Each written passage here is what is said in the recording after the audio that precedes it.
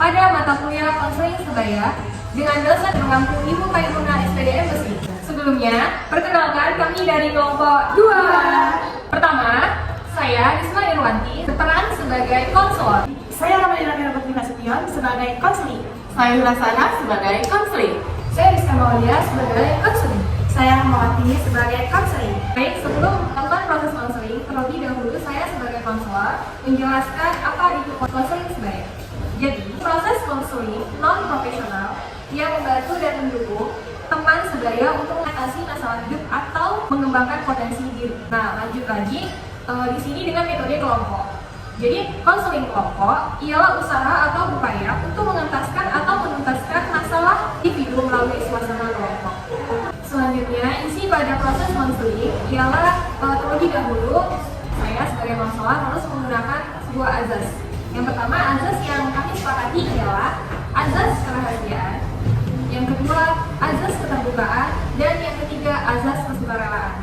Pada proses konseling ini menggunakan pendekatan analisis transaksional atau TA dengan komunikasi interpersonal. Jadi tujuan dari konseling ini membantu mengentaskan masalah dan upaya mencari solusi.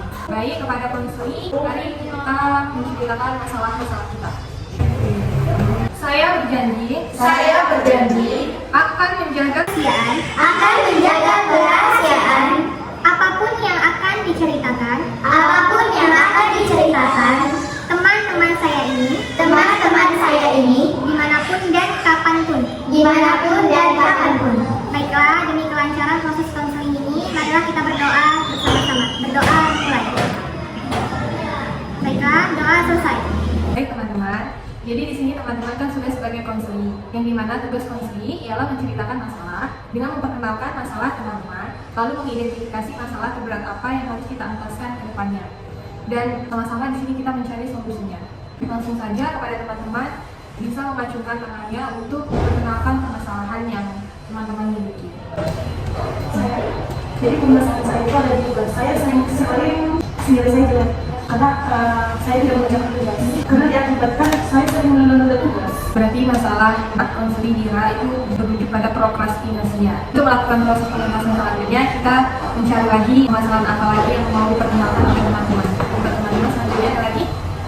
Baik teman-teman, Kita mempunyai sifat seperti kayak berbelanja berlebihan. Saya itu kayak melihat barang-barang yang cantik itu saya langsung mau beli. Terus setelah saya beli itu barangnya nggak langsung saya pakai.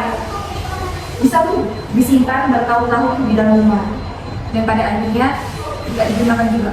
Digunakan, tapi setelah saya gunakan kayak kurang cocok, akhirnya tersimpan lagi di lemari. Akhirnya nganggur ya barangnya. Iya. Berarti merujuk pada sifat konsumtif ya, memenuhi keinginan daripada kebutuhan. Oke, baik, untuk teman-teman selanjutnya boleh perkenalkan lagi masalahnya.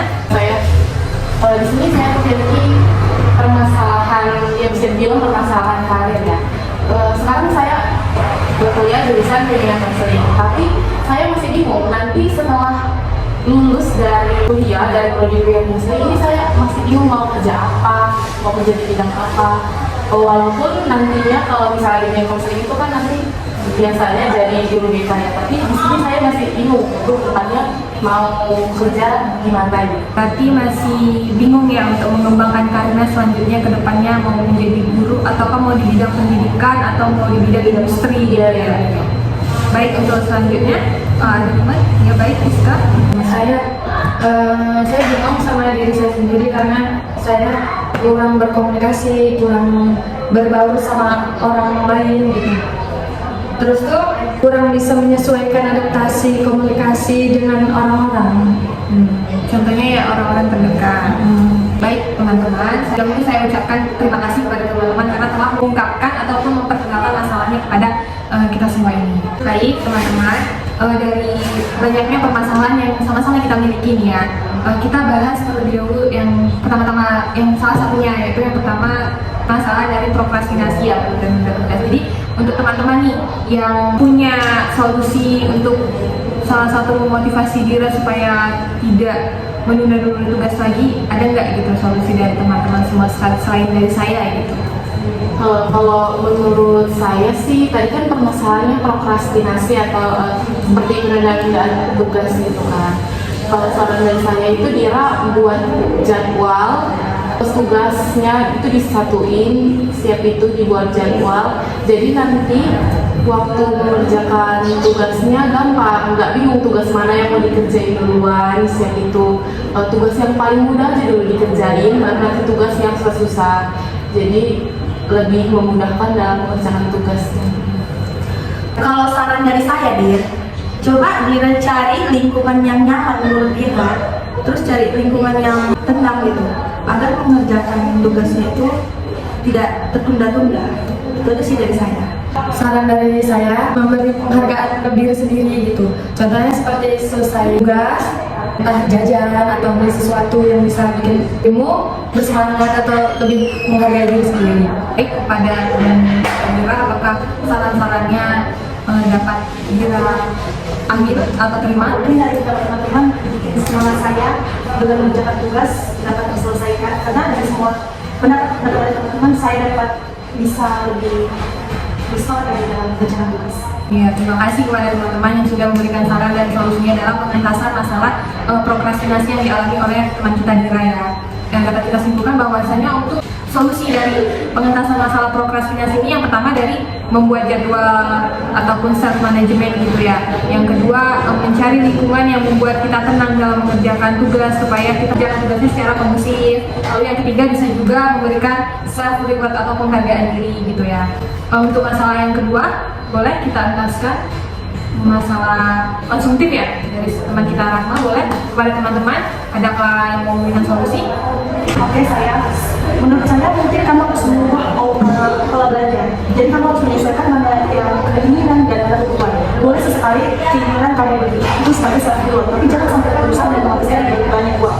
Terus cari belanja itu sesuai dengan kebutuhan apa sih kebutuhan yang kamu temukan itu.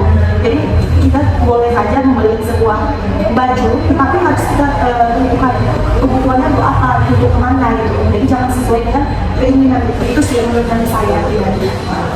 Saya mau memberi saran kepada Rahma yang konsumtif dalam pembelian barang itu. Yang terpenting sih kurangi scroll marketplace kayak TikTok Shop, Shopee, Tokopedia, Lazada itu dikurangi dengan buka aplikasi-aplikasi lain yang untuk menghindari aplikasi yang berbelanja online. Baik, terima kasih. Selanjutnya ada teman-teman lainnya yang memberikan solusi. Saya ingin memberi solusi untuk Rahma, cari kegiatan yang lebih bermanfaat. Contohnya seperti kayak olahraga, biar nggak ada waktu seperti gabut gitu. Kegiatan yang lebih bermanfaat gitu. Jangan kasih diri sendiri tuh untuk kayak kebanyakan scroll. Cari kegiatan seperti olahraga atau ada waktu hal positif gitu. Nah itu. Terima kasih untuk teman-teman yang telah memberikan saran ataupun solusinya untuk pengentasan masalah yang dimana yang dimiliki oleh teman kita Rahma yang memiliki sifat konsumtif ya, dimana membeli barang-barang yang menurut kita nggak penting gitu, kayak membeli barang sesuai keinginan tapi tidak sesuai dengan kebutuhan. Itu kan termasuk sifat yang baik dalam diri kita gitu ya. Jadi solusi dapat kita simpulkan bersama bahwasanya solusinya itu yang pertama dari teman kita ubah pola berbelanja gitu ya. Maksudnya di sini mengubah pola belanja itu berbelanjalah sesuai apa yang dibutuhkan gitu, agar nantinya barang ataupun belanja yang kita beli itu nggak mubazir gitu ya. Nah jadi berbelanjalah sesuai apa yang kita nantinya akan kita gunakan gitu. Jadi nantinya nggak mubazir ataupun terbuang sia-sia gitu ya. Yang selanjutnya belajar manajemen uang ya. Belajar manajemen uang. Jadi kita ini harus punya yang namanya tabungan. Kalau terus-menerus uang kita buat belanja, artinya kita nggak ada tabungan kan sulit juga ya. Nah kita juga harus membutuhkan yang namanya dana darurat gitu kan. Dan yang terakhir ya kita harus mencari kegiatan lain.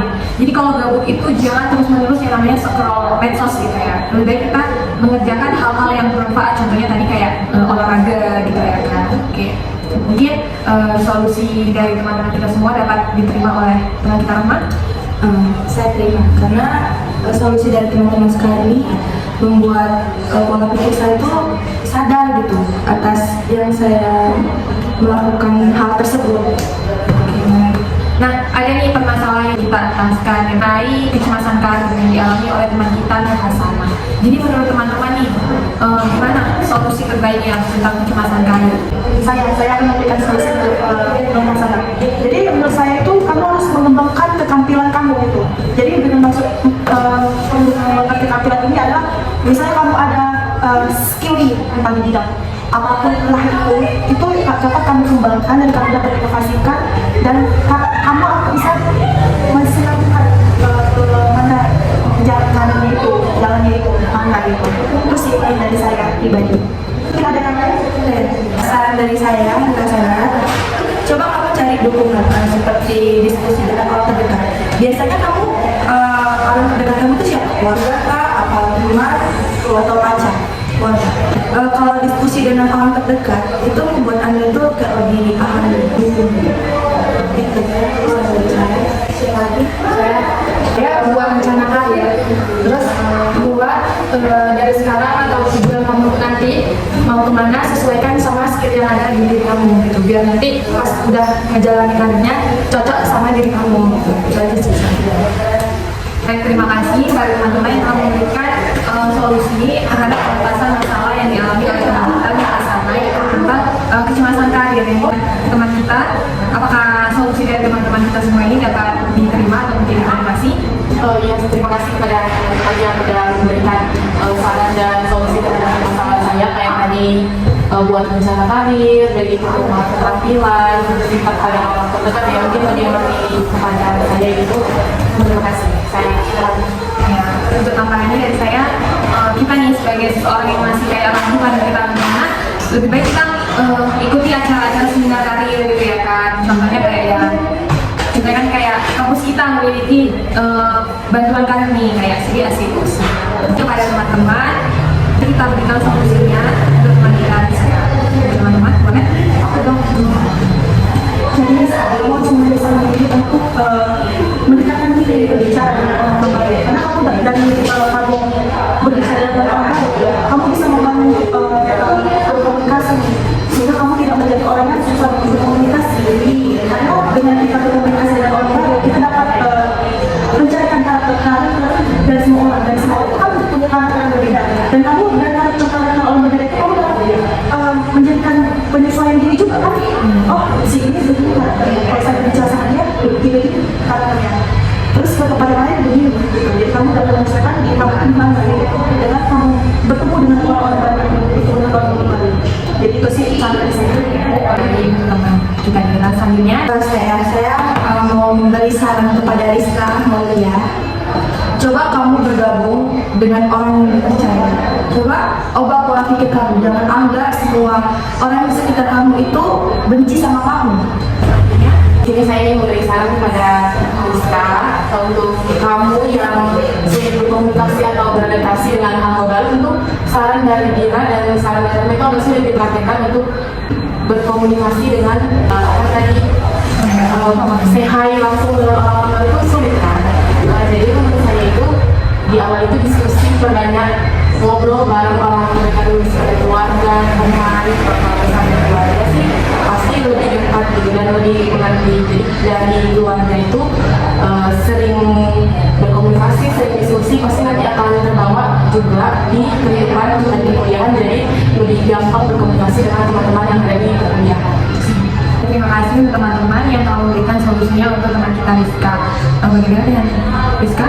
Terima kasih kepada teman-teman, saya terima saran-sarannya karena akan membuat diri saya lebih percaya diri tadi untuk berkomunikasi dengan orang-orang.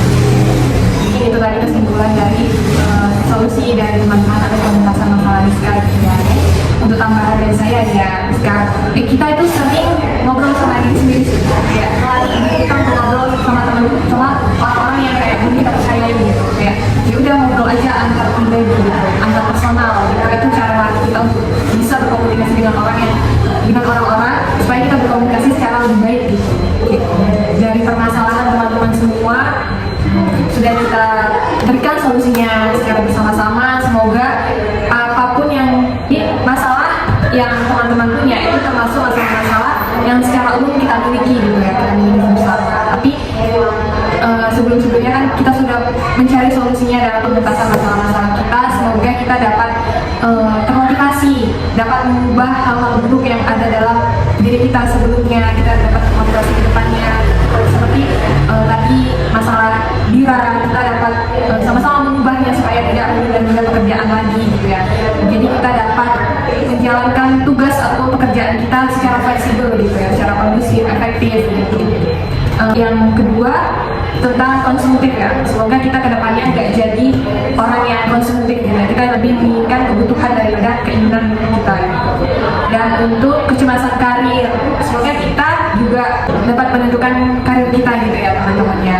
Kayak kita tuh kita supaya kita dapat relasi karir ya kita ikut kayak seminar gitu. Pokoknya yang berkaitan tentang karir ya supaya karir kita itu nggak melenceng gitu lah ya kan.